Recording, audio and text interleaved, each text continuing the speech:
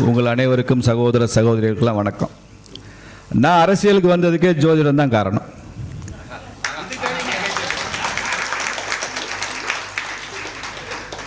நான் அப்போ ஆர்எஸ்எஸ் இயக்கத்தில் பணியாற்றி கொண்டிருந்தேன். பாரதிய ஜனதா கட்சியில் அமித்ஷா அவர்கள் மதுரைக்கு வரும்போது அவரது அழைப்பை ஏற்று பாரதிய ஜனதா கட்சிக்கு போகலாமா வேண்டாமான்னு ஒரு தயக்கம் குழப்பம் அப்படிலாம் இருந்தது. ஏன்னா அரசியலுங்கிறது ரொம்ப ஒரு டஃப் ஃபீல்டு. உங்களுக்கு நீங்கள் நினைக்கிற மாதிரி சுகமாக இல்லை. சட்டையும் வேட்டி மாத்திரம்தான் வெள்ளையாக இருக்கும், மற்றபடி எல்லாமே கஷ்டமாக தான் இருக்கும். ஃபிசிக்கலி மென்டலி ஒரு கம்ஃபர்ட் ஜோனில் உங்களை வச்சுக்க முடியாது. பாலிடிக்ஸில் எப்பயுமே ஏதாவது ஒரு ஸ்ட்ரெஸ் இருந்துகிட்டு தான் இருக்கும். போகுமா வேண்டாமா. என் மனைவிக்கு அரசியலே பிடிக்காது, எங்கள் அப்பாவுக்கு துப்புரவாக பிடிக்காது. எங்கள் அப்பா கடைசியாக காலமாகிற வரைக்கும் அவருக்கு இருந்த ஒரே ஒரு மன வருத்தம் மகனை பற்றி இவன் அரசியல்வாதியாக இருக்கிறானே அப்படிங்கிறது தான். வேறு எந்த வருத்தமும் இல்லை அவருக்கு. அப்போ என் மனைவி சொன்னாங்க, நம்ம ஒரு ஜோதிடரை கேட்போம், உங்கள் ஜாதகத்தை கொண்டு போய் அவர் சொல்லிவிட்டாரு நீங்கள் பாலிடிக்ஸ்க்கு போங்கன்னா நீங்கள் போங்க அப்படின்னு சொன்னான். ஏன்னா அது வரைக்கும் அத்தனை வருஷமாக பார்த்த எந்த ஜோதிடரும் நீங்கள் அரசியலுக்கு போவீங்கன்னு யாரும் சொல்லவே இல்லை, நீங்கள் அரசியல்வாதி ஆவீங்கன்னு யாரும் சொன்னதில்லை, அவளும் கேள்விப்பட்டதில்லை. நான் நினச்சேன் இது நல்ல யோசனை தான், எந்த ஜோதிடர்கிட்ட போகலாம் அப்படின்னு. அவளே ஒரு பேர் சொன்னான். அந்த ஜோதிடர் பேரை சொல்ல வேண்டாம், ஒரு வயதுலையும் பெரியவர். அவருக்கு நான் அரசியலில் போகிறத ரொம்ப ஆர்வம் அதிகம். என் மனைவி ரொம்ப மதிக்கிற ஒரு நபர். சரி அவர்கிட்டே கேட்டுருவோன்ட்டு அவருக்கு ஃபோன் பண்ணோம். நானே வீட்டுக்கு வரேனே அப்படின்னு வந்துட்டார். வந்து பார்த்தா ஜாதகத்தை, என்னுடைய ஜாதகத்தை பார்த்தாரு. பார்த்துட்டு புரட்டினார் அப்படி பார்த்தாரு. இப்போ சின்னராஜ் சொன்னார்ல, 7ல் 3 பார்க்குது, 3 வக்கரமாகுது, 4 நமக்கு எதுவுமே புரியல. எல்லாம் சொல்லிட்டு இந்த ஜாதகம் வந்து அரசியலுக்கான ஜாதகம் இல்லை அப்படின்ட்டாரு. ஒரே போட்டு போட்டார். இது பாலிடிக்ஸுக்கு இது சம்மந்தம் இல்லை, இது சோஷியல் சர்வீஸ் பண்ணுற ஜாதகம். அதுக்கு அவர் ஏதோ காரணமே சொன்னார். இது அரசியல் சூட் ஆகாதேம்மா, உங்கள் சந்தேகம் சரிதான் அப்படின்ட்டார். அப்புறம் எனக்கு முகமெல்லாம் சுருங்கி போச்சு. ஏன்னா உள்ளுக்குள்ளே ஆசை இருக்குல்ல அரசியலுக்கு போகணுன்னு. அப்போ நான் என்னடா பண்ணலான்னு யோசிச்சு மெதுவாக சொன்னேன், என் ஜாதகத்தை மட்டும் பார்க்கக்கூடாது சாமி, என் மனைவி ஜாதகத்தையும் பாருங்க அப்படின்னு சொல்லி. அந்த நேரத்தில் புதன் சரியாக வேலை செஞ்சுருக்காரு எனக்கு.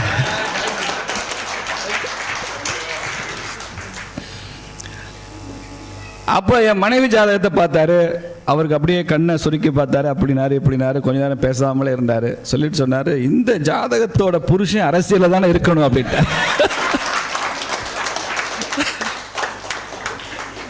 ஜாதகத்தோட வீட்டுக்காரர் அரசியலில் தான் இருக்கணும், இது அரசியலுக்கு அனுப்பிச்சிட வேண்டியதுதான் அப்படின்னாரு. அப்போ நான் அவர்கிட்ட கேட்டேன், சாமி அப்போ என் ஜாதகப்படி நான் அரசியல் இல்லை, என் பொண்டாட்டி ஜாதகப்படி தான் நான் அரசியலுக்கு போகிறேன். ஆமாம், அவள் ஜாதகப்படி நீங்கள் அரசியல் இருந்தால் தான் எல்லாம் நல்லா நடக்கும். இப்போ என் மனைவிக்கு முகம் அப்படியே சுருங்கிடுச்சு. அப்புறம் வேறு வழி இல்லை.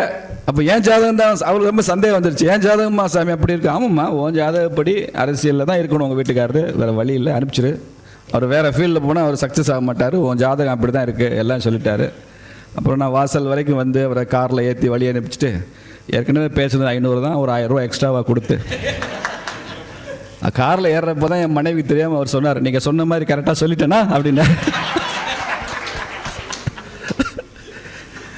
அது இன்னைக்கு வரைக்கும் என் மனைவிக்கு அது ஒரு செட்டப்னு தெரியாது. அநேகமாக இந்த வீடியோ மூலமாக தெரிஞ்ச, இந்த வீடியோ மூலமாக தெரிஞ்சால் தான் உண்டு. ஹரியை பக்கத்தில் வச்சுட்டு வேற சொல்கிறேன், அவன் வீட்டில் போட்டு கொடுக்காம இருக்கான். பல சமயங்களில் ஜாதகம் பார்க்க போனால், இப்போ நீங்கள் நகைச்சுவையாக சொல்கிறார், சின்ராஜ் ரொம்ப அற்புதமாக சொன்னார், சில ஜோதிடர்கள் அப்படியே திடுக்கிடும்படியாக ஏதாவது சொல்லிவிடுறாங்க. நான் என் மனைவி, என் நண்பர் அவர் மனைவி ஒரு பிரபல ஜோதிடரை பார்க்க போனோம். ஒரு கிராமத்தில் இருக்கிறார், திண்டுக்கல் மாவட்டத்தில் தான். இப்போ அநேகமாக இருக்குமா, வயசாச்சு நினைக்கிறேன், இருக்கிறாரான்னு தெரியல. முதல்ல என் நண்பருடைய ஜாதகத்தை, உங்கள் ஜாதகம் அப்படின்னாரு. நான் தேடி பார்த்தேன், காரில் வச்சுட்டு வந்துட்டேன். நான் எடுத்துகிட்டு வந்துடுறேன் சாமி, முதல்ல இதை பாருங்க அப்படின்னு சொல்லி நண்பர் ஜாதகத்தை கொடுத்தோம். பார்த்த 2வது நிமிஷமே சொன்னார் நண்பருடைய மனைவியை பார்த்து, ஏம்மா உன் புருஷன் தானே இது? ஆமாம். இவன் உனக்கு மட்டும் புருஷன் இல்லைம்மா, இன்னும் ஒரு 3-4 பேருக்கு.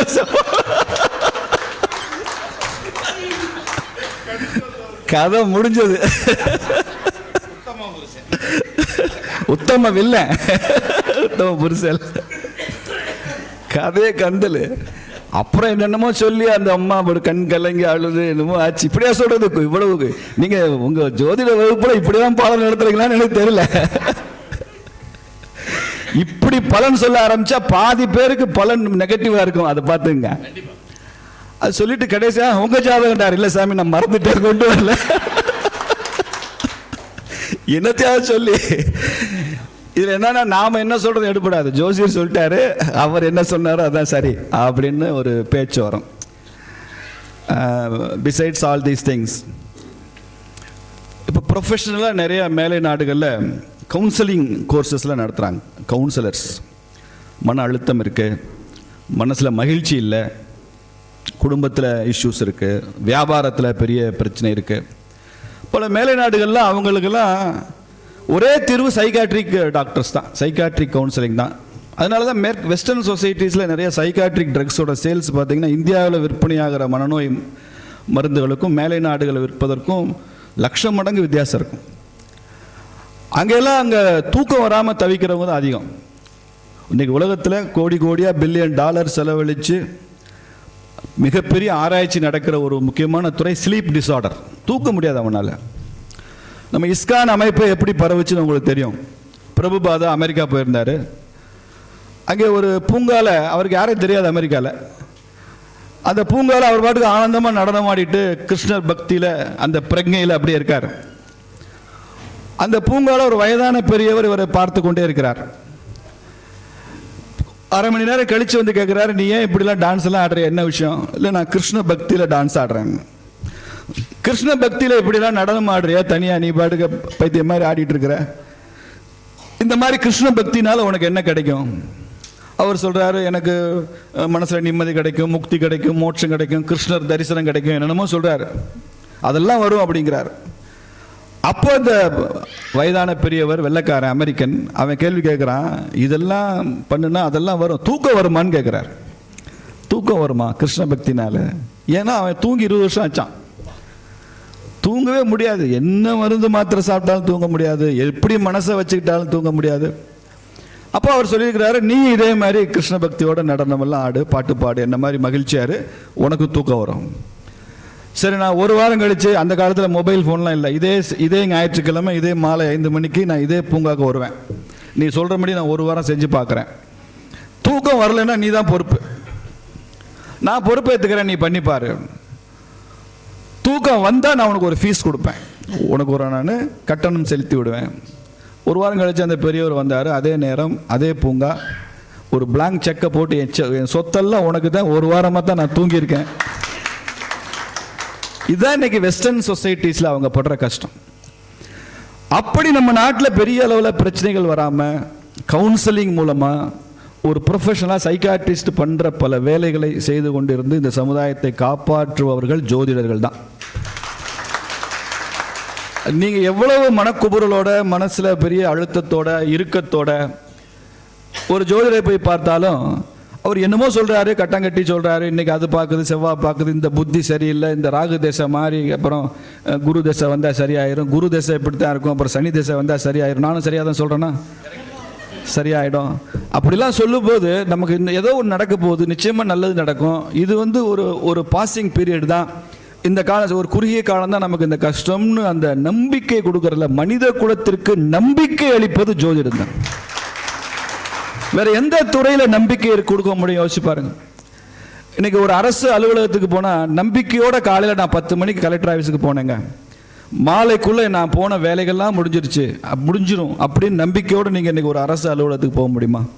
ஒரு காவல் நிலையத்துக்கு போக முடியுமா? இன்றைக்கி நான் வழக்கு தொடுத்தே 20 வருஷம் ஆச்சு, இந்த சிவில் கேஸ் இன்றைக்காவது ஜட்ஜி தீர்ப்பு சொல்லிடுவார் அப்படின்னு நம்பிக்கையோட ஒரு நீதிமன்றத்துக்கு போக முடியுமா? எங்கே போனாலுமே நம்பிக்கை கிடையாது. ஒரு கல்வி நிறுவனத்துக்கு, ஒரு உயர்ந்த அரசமைப்பு நிறுவனங்களுக்கு, எங்கே போனாலும் நமக்கு நம்பிக்கை உருவாக்குற சோஷியல் இன்ஸ்டிடியூஷன்ஸ் இன்னைக்கு இல்லை. ஆனால் ஜோதிடர்கள் அப்படி நம்பிக்கையை உருவாக்குகிறார்கள். உனக்கு நல்லது நடக்கும் என்ற நம்பிக்கையை மனித மனதில் விதைப்பதுதான் உச்சபட்ச மனித குல தொண்டு. அது உண்மையா பொய்யானே ஆராய்ச்சி வேண்டான்னு சொல்லுவேன் நான். அது பொய்யா கூட இருந்தா கூட அந்த நம்பிக்கை அவனுக்கு பலன் கொடுக்கும், அவனுக்கு உயரத்துக்கு எடுத்துட்டு செல்லும், அவனுடைய பிரச்சனைகளில் இருந்தெல்லாம் அவனை மீட்டு விடும். இதுதான் நம்பிக்கை. அப்படி இல்லைன்னா நிறைய பேருடைய வாழ்க்கை ரொம்ப வெறுமையா இருக்கும், ஒண்ணுமே இல்லாம போய் இன்னும் அதிக விவாகரத்து நடக்கும்.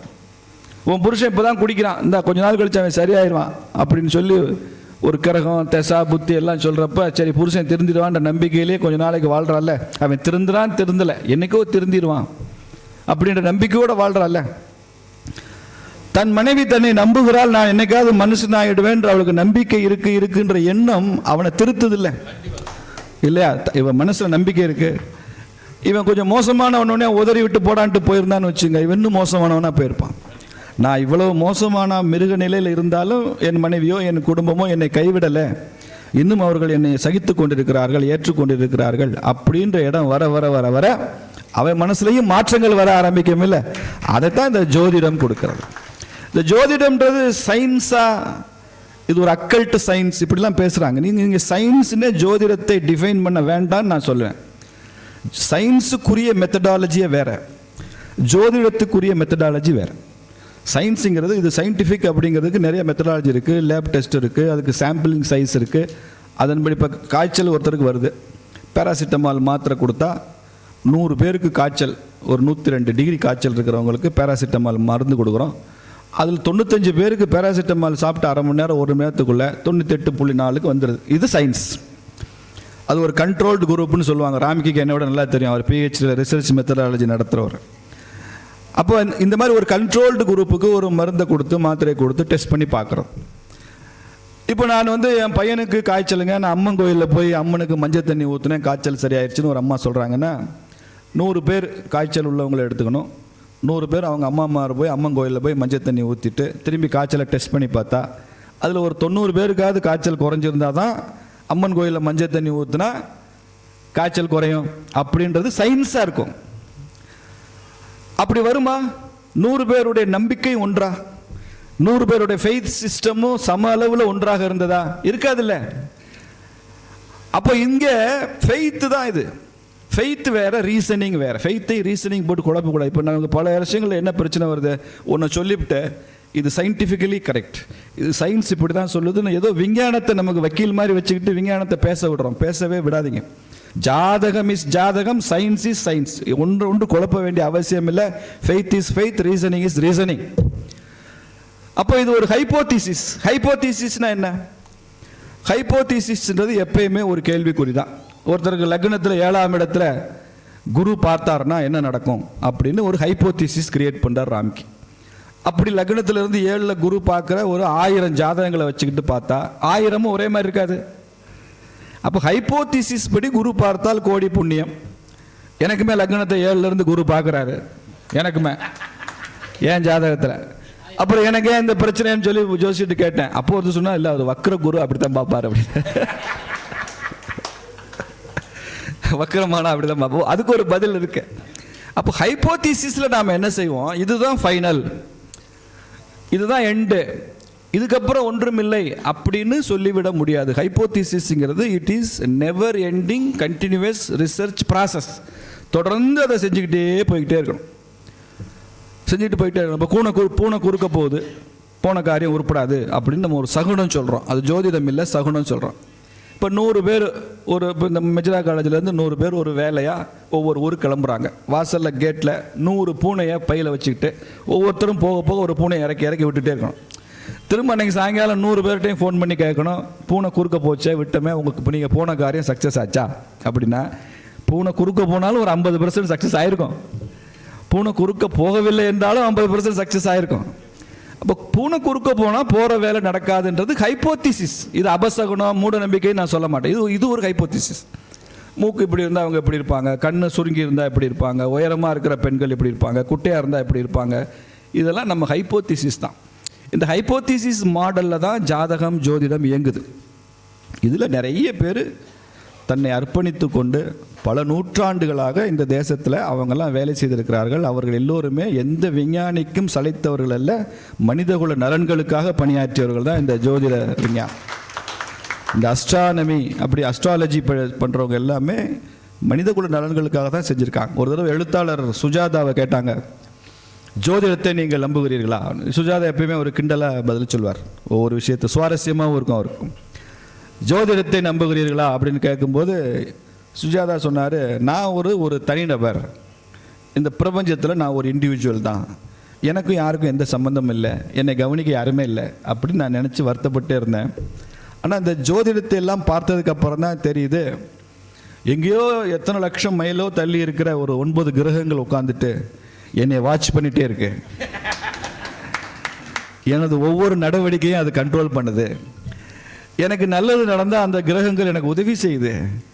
என்னை சுற்றி இருக்கிற 9 வீட்டுக்காரங்க கூட எனக்கு உதவி செய்ய முன் வராத இந்த தருணத்தில் பல லட்சம் மைலுக்கு அப்புறம் 9 கிரகங்கள் எனக்கு முன் வருதுன்னா அந்த நினைப்பே எனக்கு மகிழ்ச்சியாக இருக்குது அப்படின்னு சொன்னேன்.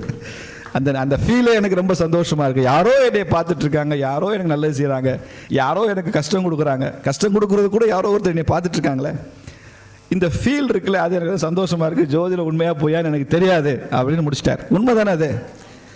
யாரோ பார்த்துட்டே இருக்காங்க.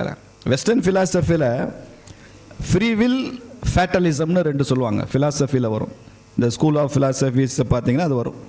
ஃப்ரீ வில்லுன்னா ஒரு மனிதன் தனக்கான எதிர்காலத்தை தானே தீர்மானித்துக் கொள்கிறான். அவனுடைய முயற்சியில் தான் எல்லாமே நடக்கும். ஊழ்வினையை பற்றி 10 பாடல்கள் எழுதின வள்ளுவர் கூட ஊழையும் உட்பக்கம் காண்பார்னு எழுதியிருக்கிறார்.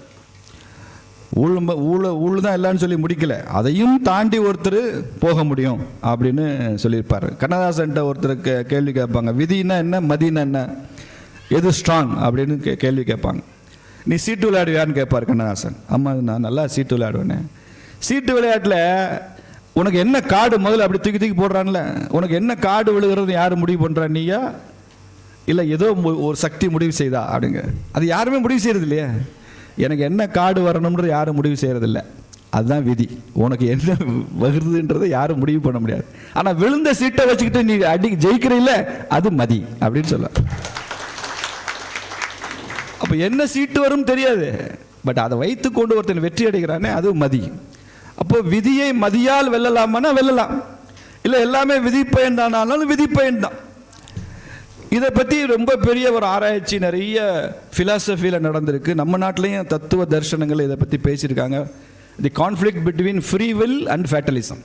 மனுஷன் எல்லாமே தானாக முடிவு செய்கிறான்னா, ஃபேட்டலிசம்னா எல்லாமே விதி, ஃபேட், அதில் தான் எல்லாம் முடிவாகுதா, தலையெழுத்தா. நீங்கள் ரொம்ப ஆச்சரியப்படுவீங்க. யோக வாசிஸ்டம்னு ஒரு பெரிய இந்து இலக்கியம் இருக்குது. யோக வாசிஸ்டம் நீங்கள் கூகுளில் போய் சர்ச் பண்ணுங்கள், யோகா வாசிஸ்டம் வரும். யோகா வாசிஸ்டம் புத்தகமும் அலையன்ஸ் பதிப்பகத்தில் போட்டிருக்காங்க. யாருக்காவது வேணும்னா என்கிட்ட 2-3 காப்பி இருக்குது, நான் ஒன்று தர முயற்சிக்கிறேன். ஆனால் வாங்கிட்டு படித்து திருப்பி கொடுத்துடணும். ஏன்னா என்கிட்ட இருக்கிற புத்தகங்களும் நான் திருப்பி கொடுக்காத புத்தகங்கள் தான். அந்த யோகா வாசிஸ்டம் பார்த்தீங்கன்னா பகவத்கீதை மாதிரியே இருக்கும்.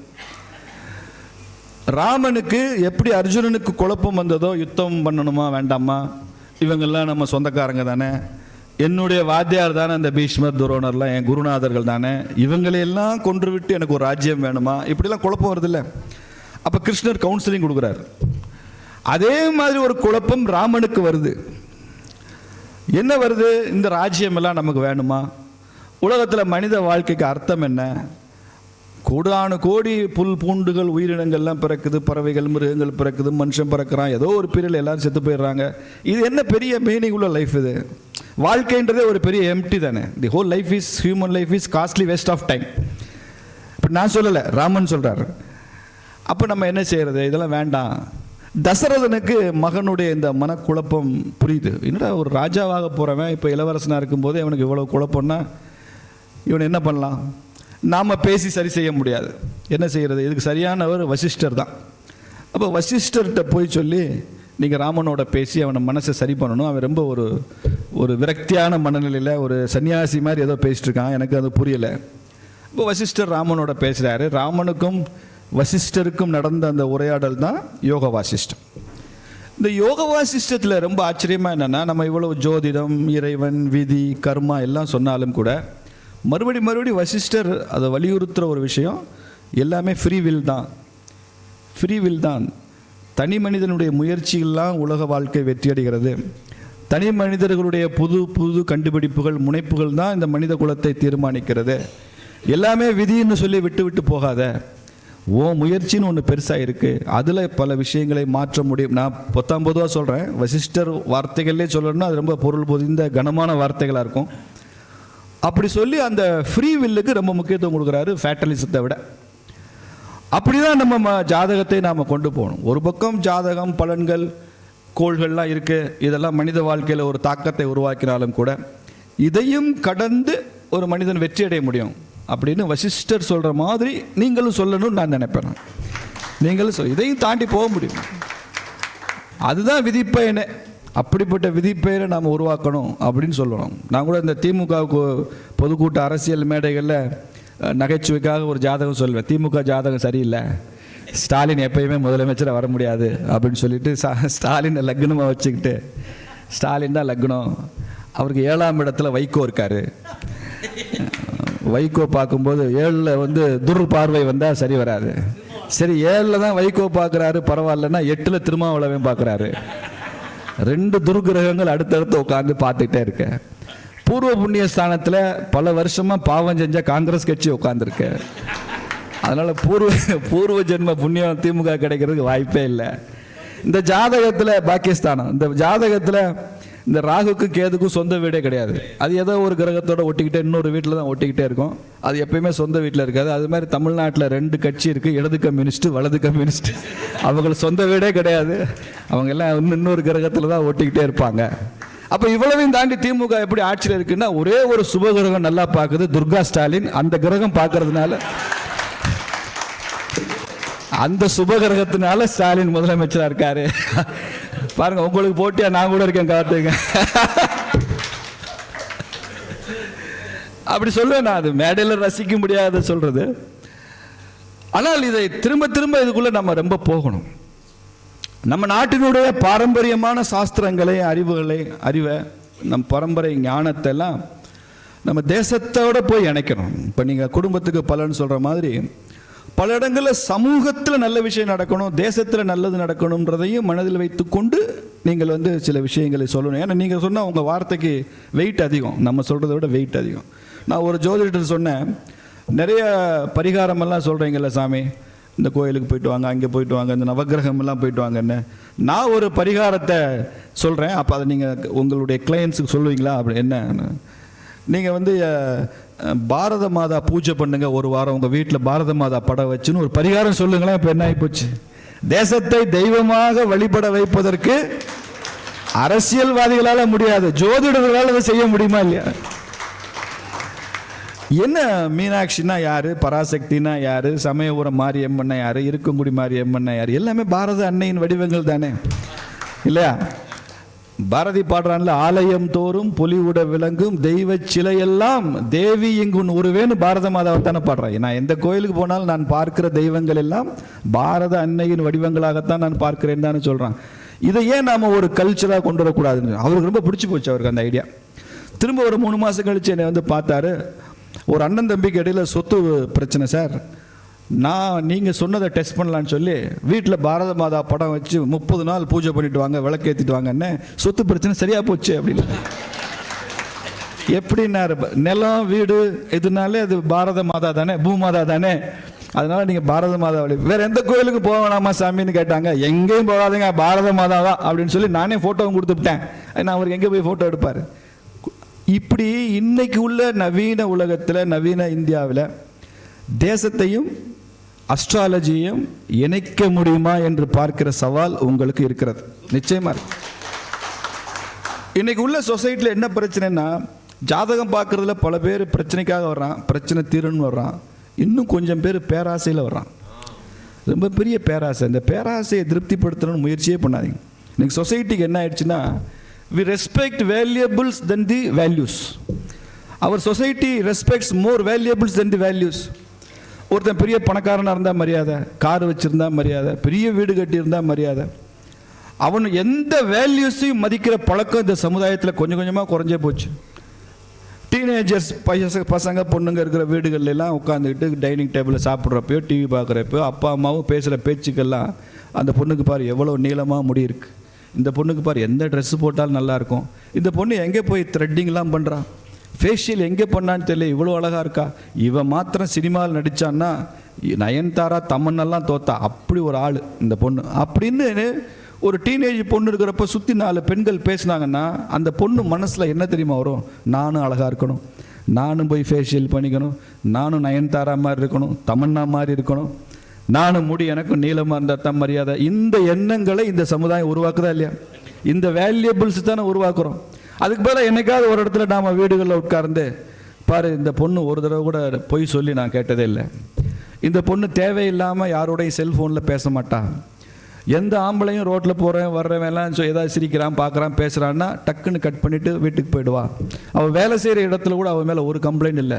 கேரக்டர் டிசிப்ளின் தான். இந்த பொண்ணு தான் உதாரணம்னு நீங்கள் சொன்னால் அதை கேட்குற ஒரு 10-12 வயசு பொண்ணுக்கு நமக்கும் கேரக்டர் டிசிப்ளின்லாம் இருந்தால் அப்படி 10 பேர் பாராட்டுவாங்க அப்படின்ற எண்ணம் வரும் இல்லை இல்லையா? இவர் இவ்வளோ சம்பாதிச்சிட்டார், அரசியல் இருக்கிறாரு, இவர் பாருங்க இவ்வளோ சம்பாதிச்சிட்டாரு. இப்போ தான் அரசியலுக்கு வந்தாருங்க, 2 வருஷம் தான் ஆகுது, 4 குவாரி எடுத்துட்டாரு, 10 இன்னோவா கார் வருது. அவர் வந்தாலே பின்னால் 100 பேர் வர்றாங்க, ஆள் வர்றாங்க, ஜபர்தஸ்தாக வர்றாங்க. இப்படி பேசுனா எனக்கு என்ன வரும்? ஓ 4 காரில் வந்தால் தான் ராம்கி என்னை மதிப்பார், என் பின்னாலே 100 பேர் வந்தால் தான் என்னை மதிப்பார் அப்படின்ற எண்ணம் தான் எனக்கு வரும். இப்போ நான் அதை நோக்கி என்னுடைய பர்சியூட்டில் அதனுடைய தேடலாம் அதை நோக்கியே தானே போகும். அதுக்கு பதிலாக அரசியலில் ஒரு நேர்மையாக ஒருத்தர் இருக்கிறார். காமராஜர் மாதிரி இன்றைக்கும் கூட வாழ முடியும், கக்கன் மாதிரி இன்றைக்கும் கூட இருக்க முடியும், பசும்பொன் தேவர் மாதிரி எளிமையாக தன்னை வச்சுக்க முடியும். இப்படியெல்லாம் நீங்கள் பேச ஆரம்பித்தா அதை கேட்டுக்கொண்டிருக்கிற பொது வாழ்க்கையில் இருப்பவர்களுக்கு ஓ நாம் இன்றைக்கும் சரியாக இருந்தால் நம்மை பாராட்டுவதற்கு சமுதாயமும் தயாராக இருக்கிறது என்ன வரும்? When you appreciate, they become appreciable. நான் ஒரு சன்னியாசிட்ட கேட்டேன், ஏன் சாமி உங்களை பார்த்தோன்னே எல்லாரும் காலில் விழுகிறாங்க, சன்னியாசியை பார்த்தோன்னே ஏன் காலில் விழுகிறாங்க, நமஸ்காரம் பண்ணுறாங்க, சன்னியாசினா ரொம்ப பெருசாக வேல்யூ பண்ணுறாங்களே? அப்படிலாம் இல்லை, அதுக்கு பின்னால் ஒரு ரகசியம் இருக்குது அப்படின்னார். என்ன ரகசியம் சாமி? அவர் சின்ன வயது சுவாமி தான். என்ன ரகசியம் சாமி?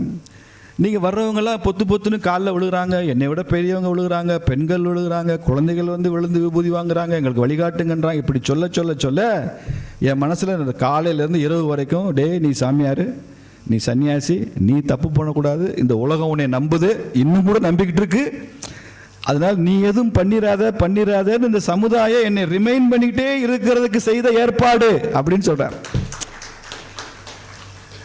அப்ப நம்ம ஒரு சன்னியாசி ரெஸ்பெக்ட் பண்ண he becomes respectable. ஏன் பெண்களை மதிக்கணும்னு சொல்றாங்க?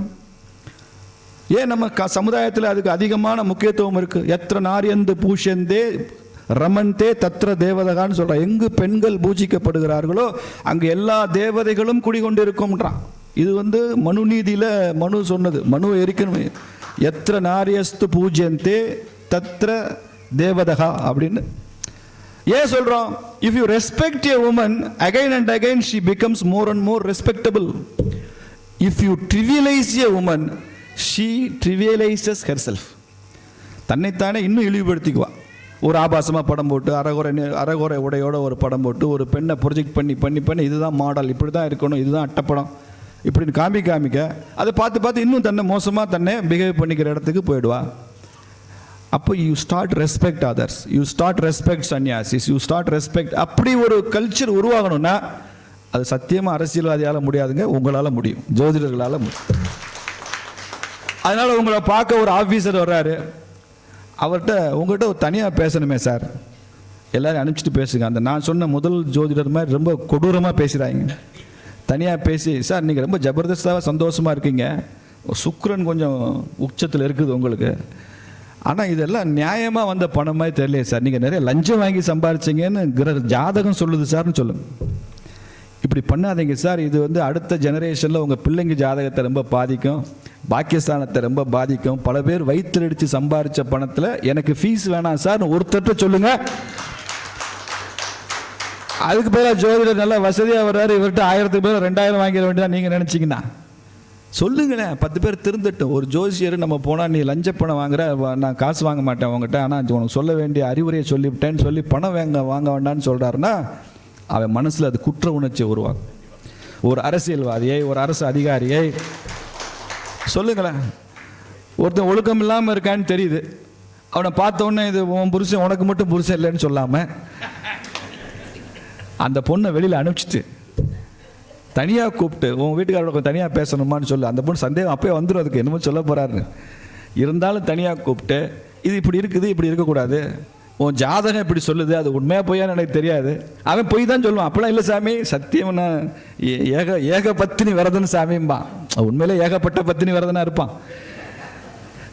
ஆனாலும் எங்கேயோ ஒரு இடத்துல இதை நம்ம கோள்கள் இதை சுட்டி காட்டுது, நம்ம திருந்துறதுக்கு ஒரு வாய்ப்பை இந்த ஜோதிடர் உருவாக்குறாரு. அந்த என்ன வருமா வராதா? அதை தனியாக குறைகளை தனியாக சொல்வதும் ஒருவரை பாராட்டி பேசுவதை 10 பேர் முன்னால் பாராட்டி பேசுவதும் தான் ஒரு நல்ல ஜோதிடருக்கான அழகு. குறை இருக்கிற தனியாக சொல்லுங்க. பாராட்டணுமா, 10 பேர் 20 பேர் இருக்கிறப்ப அவரை பிரமாதமாக பாராட்டி பேசுங்க. அப்போ பாராட்ட நல்ல குணங்கள் வளரும். குறைகளை அவரிடமே சொல்வதன் மூலம் அந்த குறைகளை அவர் கொஞ்சம் கொஞ்சமாக மாற்றிக்கொள்வார், திருத்திக்கொள்வார். ஒரு நல்ல லட்சிய சமுதாயம் உருவாவதற்கு, ஒரு முன்மாதிரியான ஒரு சமுதாயம் உருவாவதற்கு எப்படி ஒரு அரசியல்வாதியோ, நல்ல ஆட்சியாளர்களோ, ஒரு ஒரு டாக்டரோ, ஒரு நீதிபதியோ, ஒரு பேராசிரியரோ, இப்படி ஒவ்வொருவரும் பங்களிப்பு செய்கிறார்களோ அதை விட கூடுதல் பங்களிப்பு ஜோதிடர்கள் செய்ய முடியும் என்று நான் நம்புகிறேன். நிச்சயமாக முடியும். ஏன்னா உங்ககிட்ட தான் தே ஓப்பன்ஸ் தேர் ஹார்ட் மோர். உங்ககிட்ட தான் மனம் திறந்து எல்லாத்தையும் ஒரு இடத்துல ஒருத்தன் சொல்லுவான்னா, டாக்டர்கிட்ட கூட உண்மையை சொல்ல மாட்டான். வக்கீல்கிட்ட போய் கொலை பண்ணிட்டு போவான், நான் கொலை பண்ணலைன்னு தான் சொல்லுவான். ஆனால் ஜோதிடர்கிட்ட வந்திருக்கும் போது அதுவும் நீங்கள் தனியாக உட்கார வச்சு கேட்டிங்கன்னா அவன் மனசெல்லாம் திறந்து கொட்டுவான். அப்படி மனதை தங்கள் முன்னால் கொட்டுகிற ஒரு மனிதனை அவனை உயர்த்துவதும் அவனை சரி செய்வதும் நமது பொறுப்பு தான் அப்படின்னு நினைக்கணும். அப்புறம் ஃபீஸு அதெல்லாம் தன்னை போல் வரும். தொழிலில் இருக்கிற போட்டி, யார் முதன்மையான ஜோதிடர், யார் டிவியில் பேசுகிறாங்க, யார் பத்திரிகையில் எழுதுகிறாங்க, அந்த போட்டிக்குள்ளே போகாதீங்க. நமக்கு திறமை இருந்தால் அது ஆட்டோமேட்டிக்காக அது வந்து கொண்டே தானே இருக்கும். தமிழ்நாட்டில் இது பெரியார் மண், அந்த மண், இந்த மண்ணும்பாங்க. அப்படிலாம் ஒரு பகுத்தறிவு மண் அதெல்லாம் ஒன்றும் கிடையாது. இன்றைக்கி ஜோதிடம், ஜாதகம், ராசி பலன் சொல்லாத டிவி சேனல்ஸே கிடையாது. எல்லா தொலைக்காட்சிகளிலும் ராசி பலன் சொல்லவில்லை என்றால் அந்த சேனல் ஓடாது. எல்லா பத்திரிகைகளிலும் ராசி பலன் இல்லைன்னா அந்த பத்திரிகை விற்காது. குரு பெயர்ச்சி, சனி பெயர்ச்சி, ராகு கேது பெயர்ச்சி, இதெல்லாம் இப்போ பெரிய ட்ரெண்டிங் ஆகிடுச்சு இந்த 20-30 வருஷத்தில். இன்றைக்கி எல்லா கோவில்களிலும் கூட்டம் அதிகமாக இருக்குது, க்யூ அதிகமாக இருக்குது. ஒரு தரிசனம் பண்ணிட்டு வெளியில் வர்றதுக்கு 2 மணி நேரம் 3 மணி நேரம் ஆகுதுன்னா மக்களுக்கு பக்தி கூடி விட்டது மாத்திரமல்ல, ஜோதிடர்களும் மிகப்பெரிய காரணம் தான். எங்கேயோ கிராமத்தில் இருக்கிற கோயிலெலாம் இன்றைக்கி பொலிவாக கும்பாபிஷேகம் நடக்கிற வரைக்கும் போகும்னா ஜோதிடர்கள் இங்கே சொன்னது தான். குலதெய்வ வழிபாடு மிக அதிகமாக சமீப காலங்களில் ஒரு 30-40 வருஷத்தில் அதிகமானதுக்கு காரணம் ஜோதிடர்கள் தான். நீ போய் உன் குலதெய்வத்துக்கு போங்க, உன் குலதெய்வத்துக்கு இந்த பரிகாரம் பண்ணு, உன் குலதெய்வத்துக்கு காசு முடிஞ்சு வச்சு போய் உண்டியலில் செலுத்திட்டு வா, இப்படியெல்லாம் நிறையா ஜோதிடர்கள் சொல்கிறதுனால தான் குலதெய்வம் எது என்று தெரியாத பல குடும்பங்களுக்கு எல்லாம் குலதெய்வத்தை தேடி தேடி கண்டுபிடித்த பல குடும்பங்கள் எனக்கு தெரியும். அப்போ இந்த சமுதாயம் நமது மரபுகளில் ஆழமாக வேரூன்றி நிற்பதற்கு இந்த ஜோதிடமும் ஜோதிடர்களும் ஒரு காரணமாக இருக்காங்க. இதை பகுத்தறிவு இல்லை, இதை மூட நம்பிக்கை, இதுக்கெல்லாம் விளையாங்க. ஹிந்து பத்திரிகையில், இங்கிலீஷில் ஹிந்துவில் ராசி பலன் வராது, தினசரி ராசி பலன் ஹிந்துவில் வராது. ஒரு தடவை ஹிந்து ராம்கிட்ட கேட்டாங்க. மற்ற இந்தியன் எக்ஸ்பிரஸ்லாம் வரும், டைம்ஸ் ஆஃப் இந்தியாவில் வரும், மற்ற ஆங்கில பத்திரிகை, தமிழ் பத்திரிகையெல்லாம் ராசி பலன் வருதே, நீங்கள் தி ஹிந்து பாரம்பரியமான பத்திரிகையில் ராசி பலன்லாம் வருவதில்லையே. அதுக்கு ராம் சொன்னார்னோ, அது மூட நம்பிக்கை, சூப்பர்ஸ்டிஷன். அதெல்லாம் நாங்கள் வி வில் நாட் ப்ரொமோட். அதில் நாங்கள் பாலிசி டிசிஷனும் எடுத்துட்டோம். ஹிந்துவில் எங்கள் குரூப்பில் ராசி பலன்லாம் வராது, ஜோதிடம் வராது, ஜாதகம் வராது, அதெல்லாம் மூட நம்பிக்கைன்னு முடிவு எடுத்துட்டோம் அப்படின்னு அறிவித்தார். அவர் சொன்னதும் செய்தியாக வந்துச்சு. அதுக்கடுத்து ஒரு 5 வருஷம் கழித்து அதே ஹிந்து பத்திரிகை தமிழில் இந்து தமிழ்னு ஆரம்பித்தாங்க. அதில் ராசி பலன் வருது, ஜோதிடம் வருது, எல்லாம் வருது. இப்போ ராமுகிட்ட கேட்டாங்க, அது அப்படித்தான் அப்படின்ட்டார். அநேகமாக அப்போ அவருக்கு குரு சரியாக வேலை செய்யலைன்னு நினைக்கிறேன். முதல்ல தமிழ் பத்திரிகை ஆரம்பிக்கிறப்ப கிரகங்கள் கொஞ்சம் நல்ல புத்தி, தசா புத்தி வேலை செஞ்சிரு. கவிஞர் வாலி சொல்வார், தசா புத்தி நல்லா இருந்தாதான்டா உன் சொந்த புத்தி நல்லா வேலை செய்யும் அப்படின்றார். தசா புத்தி சரியாக இருக்கும்போது தான் உன் சொந்த புத்தி சரியாக வேலை செய்யலைன்னா அதுவே தப்பாக தான் வேலை செய்யும் அப்படின்னு சொல்லுவார். அது மாதிரி ஜோதிடத்தை நம்புவது, ஜோதிடம் ஒரு விஞ்ஞானமானு சொல்லுவது, ஜோதிடர்கள் சொல்வது எல்லாமே சரியா என்பது, ஒரே ஜாதகத்தை எடுத்துக்கிட்டு போனால் ஒவ்வொரு ஜோதிடரும் இந்த மாப்பிள்ளை பொருந்தனா கல்யாணம் பண்ணலான்றாரு, இன்னொரு மாப்பிள்ளை ஐயோ இதை கல்யாணமே பண்ணாதீங்க, இது பொருந்தாது அப்படிங்கிறாங்க.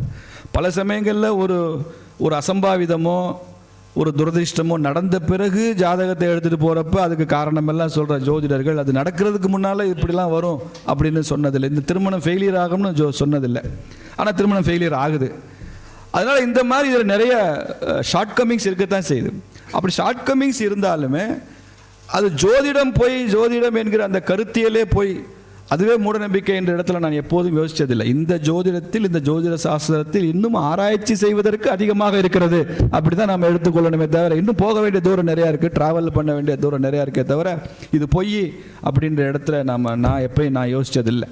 சுப்பிரமணிய பாரதியே என்ன சொல்கிறாரு, புதிய ஆத்திச்சூடியில் ரொம்ப ஆவேசமாக சொல்கிறாரு, ஜோதிடம் தன இகழ் அப்படிங்கிறார். டோன்ட் அக்செப்ட் அஸ்ட்ராலஜி அப்படிங்கிறார் பாரதியார். ஜோதிடம் தன இகழ். பாரதியை முழுசாக ஏற்றுக்கிட்டவன் தான் நான்.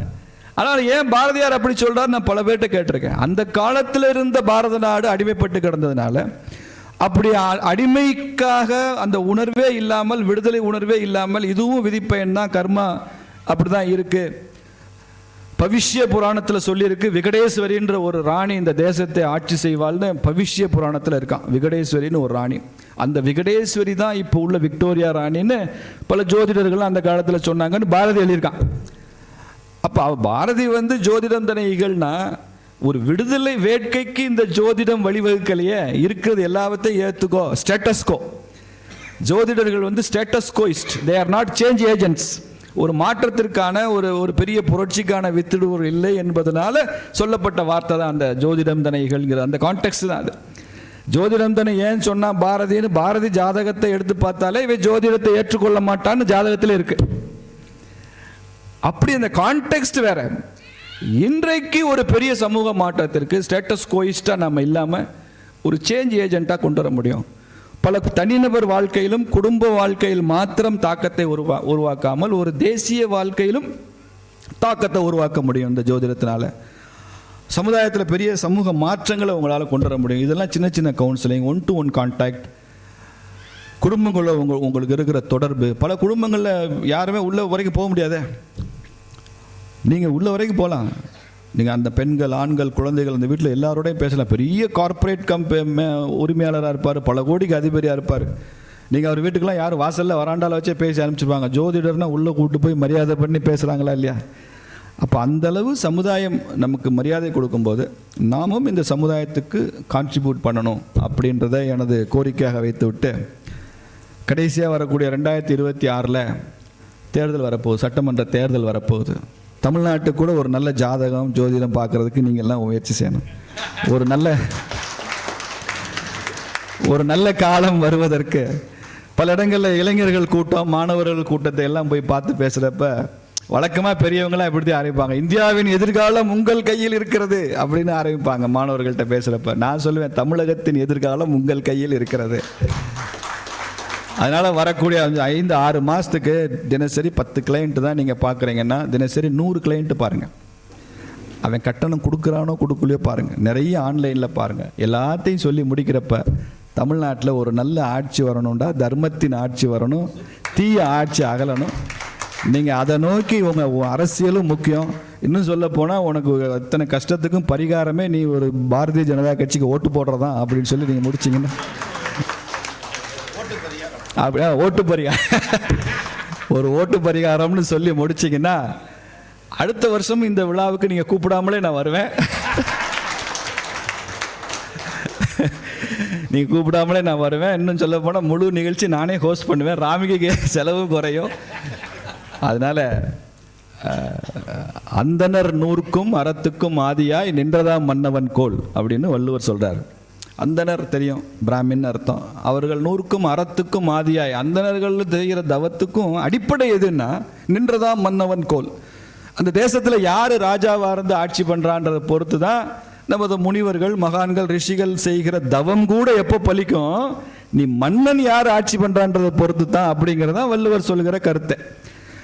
அப்போ நம்ம நாட்டில் நல்லவர்களுடைய தவம், நல்லவர்களது எண்ணம் இதெல்லாம் எப்போ பலிக்கும்னா சத்ரபதி சிவாஜி மகாராஜா ஆட்சியில் இருந்தால் அதெல்லாம் பலிக்கும், ராஜராஜ சோழன் இருந்தால் அதெல்லாம் பலிக்கும், பாண்டியன் நெடுஞ்செழியன் இருந்தால் பலிக்கும், திருமலை நாயக்கர் இருந்தால் பலிக்கும், மாலிக் காஃபூர், அவுரங்கசீப்பு, அலாவுதீன் கில்ஜி இருந்தால் பலிக்குமா?